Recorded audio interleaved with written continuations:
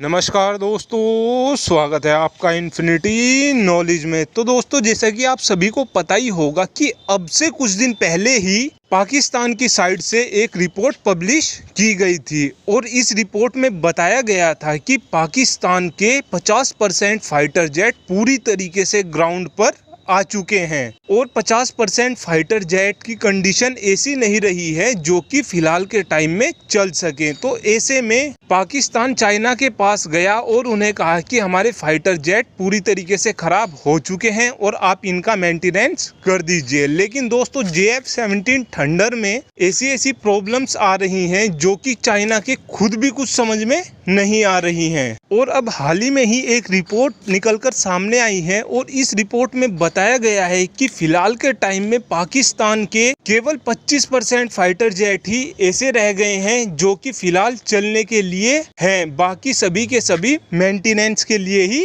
खड़े रहते हैं। और दोस्तों, एक तरीके से देखा जाए तो फिलहाल के टाइम में पाकिस्तान की एयरफोर्स पूरी तरीके से जमीन पर आ गई है और उसी के बाद पाकिस्तान की साइड से ही एक और रिपोर्ट पब्लिश की गई थी और ये रिपोर्ट पाकिस्तान की नेवी से रिलेटेड थी। और दोस्तों, इस रिपोर्ट में बताया गया था कि पाकिस्तान के पास जो फिलहाल के टाइम में 2 पनडुब्बियां हैं, अब वो भी खराब होने लगी हैं। ऐसे में पाकिस्तान फ्रांस की मदद लेने गया। ऐसा इसलिए है दोस्तों क्योंकि जो पाकिस्तान के पास फिलहाल के टाइम में पनडुब्बियां हैं वो फ्रांस में ही बनी हुई है, लेकिन फ्रांस की साइड से भी साफ मना कर दिया गया कि अब हम आपकी सबमरीन का मेंटेनेंस बिल्कुल नहीं करेंगे। तो दोस्तों, एक तरीके से देखा जाए तो पाकिस्तान की नेवी भी पूरी तरीके से खराब हो गई है। अब पाकिस्तान के पास एक भी ऐसी कोई पनडुब्बी नहीं है जो कि फिलहाल के टाइम में काम कर रही हो।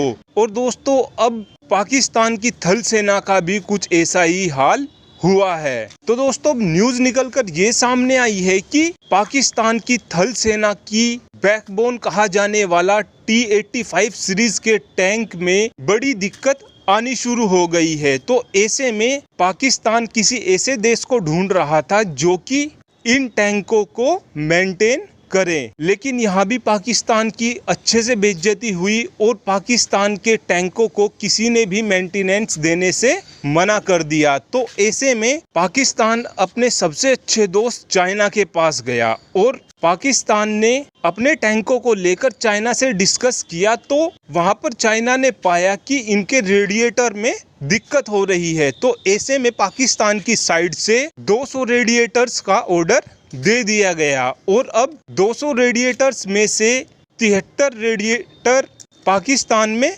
आए। लेकिन दोस्तों, पाकिस्तान ने इन रेडिएटर को अपने टैंकों में लगाने से मना कर दिया है। ऐसा इसलिए है दोस्तों क्योंकि पाकिस्तान इन रेडिएटर्स को इसलिए नहीं लगाना चाहता है क्योंकि चाइना ने जो ये रेडिएटर्स दिए हैं ये बिल्कुल घटिया क्वालिटी के रेडिएटर्स हैं। ऐसे में पाकिस्तान ने चाइना को शिकायत की कि आपने बहुत ज़्यादा बेकार क्वालिटी के रेडिएटर्स दिए हैं। तो चाइना की साइड से अब कहा गया है कि ना तो हम रेडिएटर्स की क्वालिटी को इम्प्रूव करेंगे और आपको अब यही रेडिएटर्स अपने टैंकों में लगाने होंगे। तो दोस्तों, एक तरीके से देखा जाए तो अब पाकिस्तान की थल सेना भी पूरी तरीके से ठप पड़ने वाली है और इस बात का फायदा आने वाले टाइम में भारत को तो मिलने ही मिलने वाला है। ऐसा इसलिए दोस्तों क्योंकि अगर कभी भी ऐसी सिचुएशंस आ जाती हैं जिसमें भारत और पाकिस्तान के बीच युद्ध छिड़ जाता है तो पाकिस्तान के पास फिलहाल के टाइम में ऐसा कोई भी हथियार नहीं बचा है जो कि आने वाले टाइम में पाकिस्तान इस्तेमाल कर सके। और दोस्तों, एक तरीके से देखा जाए तो आज चाइना ने पाकिस्तान को पूरी तरीके से बर्बाद